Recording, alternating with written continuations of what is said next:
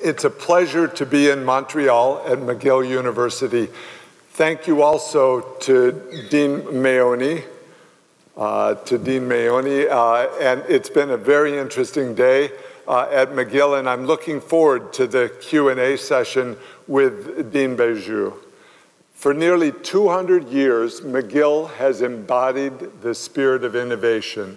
The list of pioneers who've graced these halls is impressive, from Ernest Rutherford, the father of nuclear physics, to Brenda Milner, one of the most important neuroscientists of the 20th century, to John Humphrey, who helped draft the Universal Declaration of Human Rights. This school has too many famous graduates to name them all, and a long track record of generating ideas that make a difference. Today, I'd like to speak with you about the urgency of growth in developing countries and my worry that the combination of extended weakness in Europe's economy and in developing country investment is weighing heavily on the outlook for the rapidly growing populations in several developing countries. I'll discuss several World Bank Group activities that may help. There'll be much more focus on these at the Bank Fund annual meetings in Washington starting in a week. Let me begin by telling a story about a development innovation that sets free the poor and improves their lives. Many more liberalizations are needed, and in aggregate, they have the power to improve hundreds of millions of lives. I'm going to tell the story backwards. It ends in Nairobi, Kenya. Officials at the central bank were monitoring money transfers made over mobile phones when they noticed a suspiciously large spike in transactions every morning around 3 a.m. At first, they thought it might be a sign of laundering or money laundering or other wrongdoing, someone trying to hide transactions in the middle of the night. The reality was a pleasant surprise. Regulators discovered the spike was caused by microloans being taken out by individual Kenyans, many of them women selling produce at the local market. Every morning, these women were taking out microloans so they could buy goods such as vegetables. After many hours of hard work, they would sell the vegetables at the market. Later in the evening, they would repay the loans. Across Kenya, mobile money has been taking off. M-Pesa is a service that allows people, some with the most basic cell phones, to transfer funds simply by sending a text. Now, 96% of households outside Nairobi use M-Pesa. It's given households a chance to transact and save without some of the historical costs and risks of cash and the banking establishment. The M-Pesa system helped small businesses, especially women entrepreneurs, gain access to funds. It's transformational in terms of the ability of women to participate in the economy and society with cash. Physical possession with cash is 9/10 of the law, but with a gender-neutral digital system, women have more control of their budgets. And it has spawned a famously constructive environment for startups in Greater Nairobi, including developers of applications for M-Pesa users. I've told you the end of the story, millions of people using a system that empowers them. The story began years ago with entrepreneurial ingenuity helped by sound regulatory policy. A critical early step was for the central bank to allow the entry by a mobile phone provider into the financial sector. Entrepreneurs were able to spark a new industry that's delivering real benefits to people. It's the kind of liberalization process we need to unleash across the developing world. The World Bank played a key role at several points in Kenya's creation of a robust mobile banking system. This type of development outcome directly addresses our two goals to end extreme poverty and achieve broad-based growth that boosts shared prosperity. Poverty reduction has made great strides in many countries, yet 700 million people still live in extreme poverty. That's about 1 in 12 people on the planet. Many of them live in fragile and conflict-torn places where institutions may not exist to deliver benefits to those in need. I think digital cash programs may be able to help both the transaction-based systems like Kenya's and the electronic cash transfer programs being set up elsewhere. We're almost at the point of having secure systems that would allow poor people to electronically receive remittances, foreign aid, and social safety net payments, as well as their earnings, and then be allowed to save and transact freely. That would be revolutionary because it allows people the freedom and opportunity they need to improve their living conditions. Once more countries enable these technologies, the innovation may turn out to be as big an advance in development policy as the ones that allowed people to move from a barter economy to a market economy. In order to make progress on broad-based growth and poverty alleviation, we need to be ready to shake up the world because we live in a particularly challenging time for development. Global growth is slowing. In June, the World Bank Group forecast that the global economy in 2019 would grow at only 2.6%. That's the slowest pace in 3 years. We now expect growth to be even weaker than that, hurt by Brexit, Europe's recession, and trade uncertainty. Moreover, in much of the developing world, investment growth is too sluggish for future incomes to rise in a meaningful way. I've commented elsewhere about the tragedy of frozen capital. That's the current financial and regulatory system which is producing over $15 trillion in bonds with zero or negative yields, benefiting elite bondholders and bond issuers, but distorting capital flows away from growth. Even with the global economy in a fragile position, I believe that strong policy frameworks and robust institutions would allow almost all developing countries to deliver broad-based growth that reduces poverty and allows shared prosperity. To address this urgent challenge, we're pushing hard with approaches tailored to a country's and region's unique circumstances. To oversimplify, we, meaning the World Bank, the International Finance Corporation, and MIGA, work through country offices and country directors with the support of technical and program experts to help governments create improvements. To give you one example, trade facilitation is a critical part of many of our country programs because the economic benefits from commerce and trade are immense, and constructive policies such as customs processing, tariff harmonization, and standardized bills of lading are achievable. On my trip to Ethiopia, a key business complaint was difficulty with delayed letters of credit. In Egypt, a major disincentive for investment was the time for goods to clear customs, which can reach as long as 16 days. Both of those problems are fixable. This push for better country policies is strengthened by our ability to make loans and grants to governments, and when governments allow better private sector conditions, to make investments in private sector debt and equity.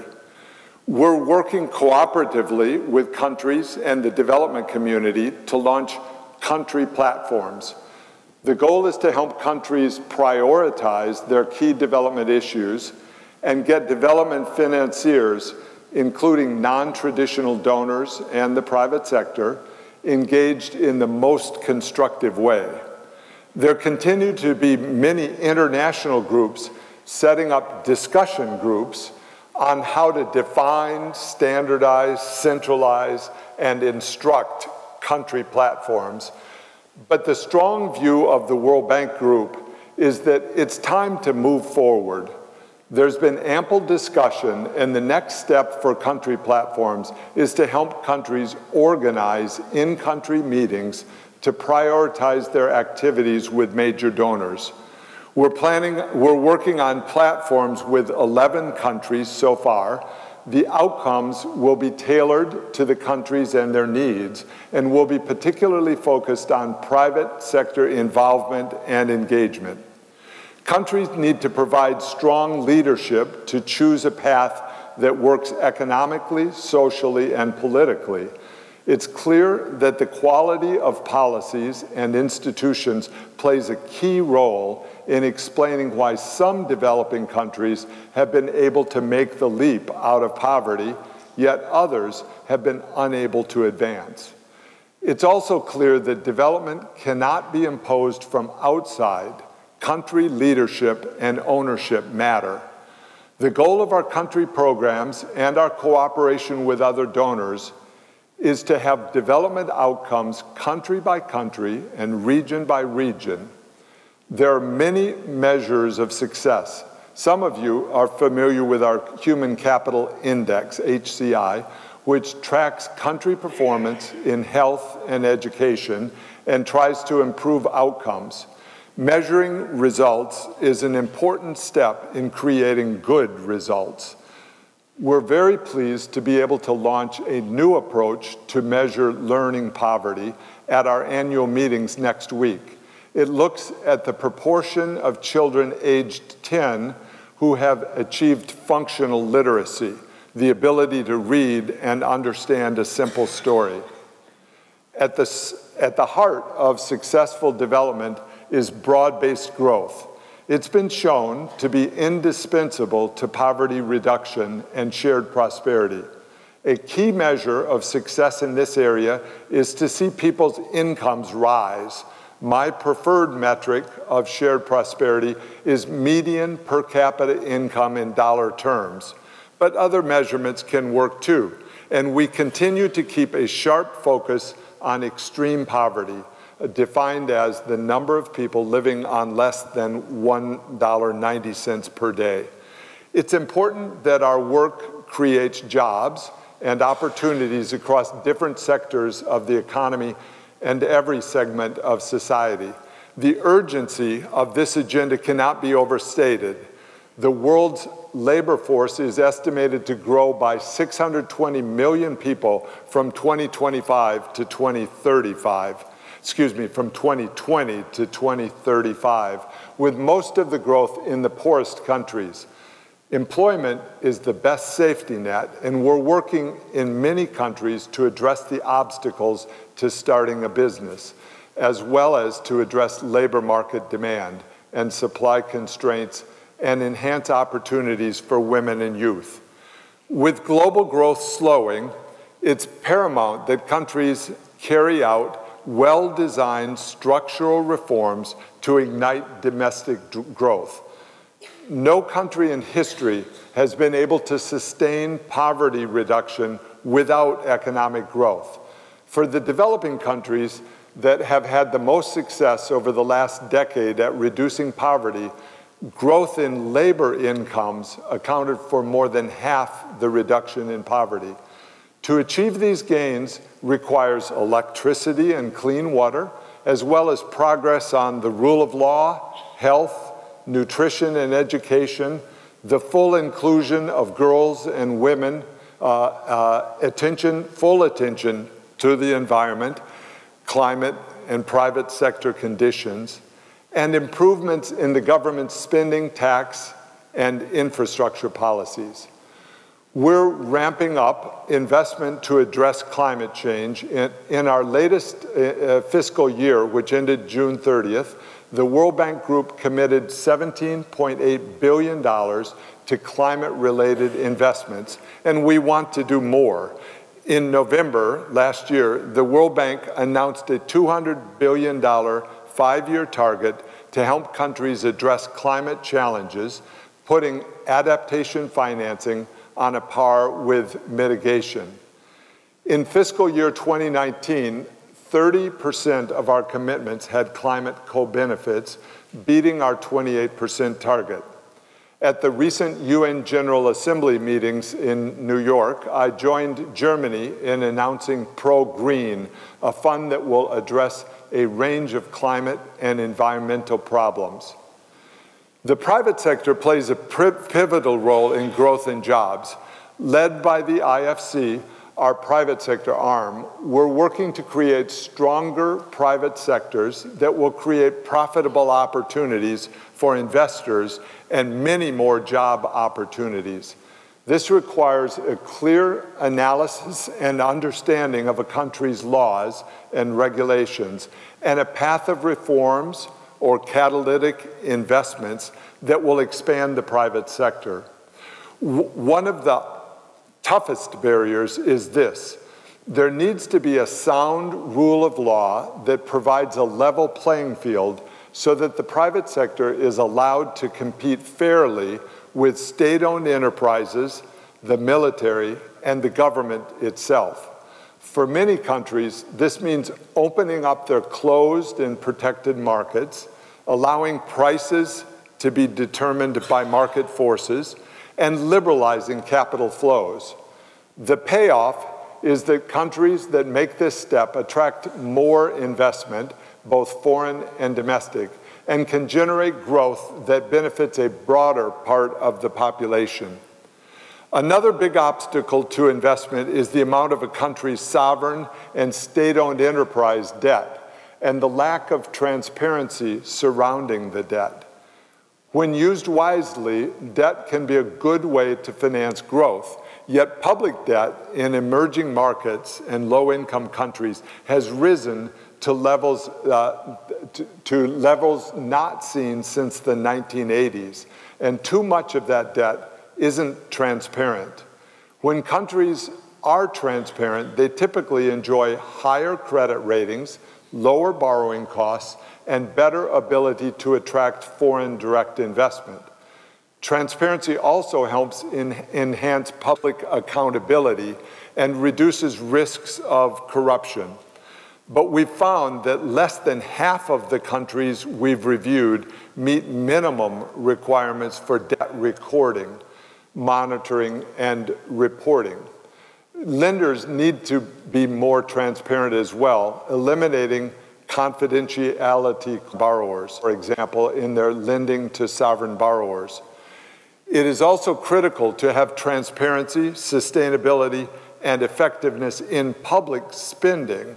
The World Bank Group conducts public expenditure reviews to understand gaps in service delivery relating to resource allocation decisions and process-related bottlenecks.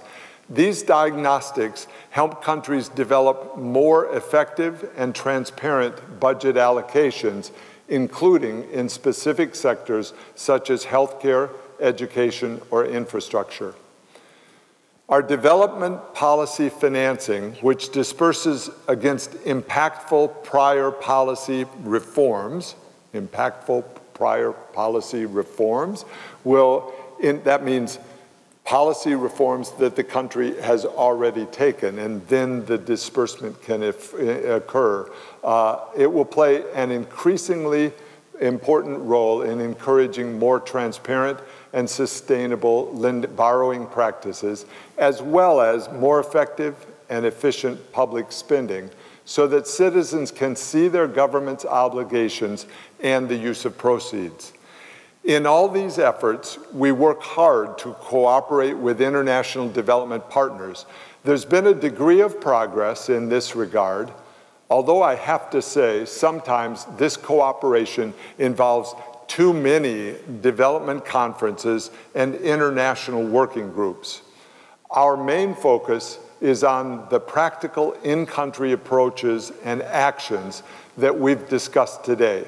My goal is to put direct priority on alleviating poverty and boosting shared prosperity. As the World Bank Group does every 3 years, we're currently inviting the 19th replenishment of the International Development Association. That's our fund for the world's poorest countries. Working with our shareholders, we're staying focused on the mission of ending extreme poverty and boosting shared prosperity in a sustainable manner. The new replenishment directs a greater share of our funding toward people in the world's poorest countries, as well as those in fragile and conflict-affected situations. We're adding to investment in projects that benefit the climate and promote gender inclusion.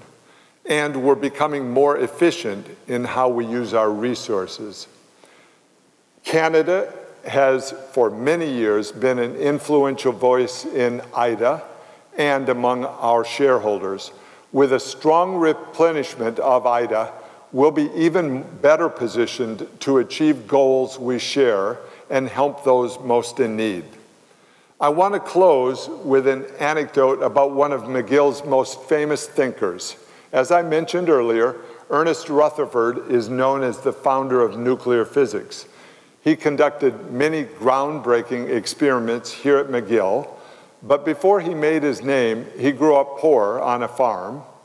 Young Ernest had a voracious mind. He read any books he could find, and he took apart clocks for fun.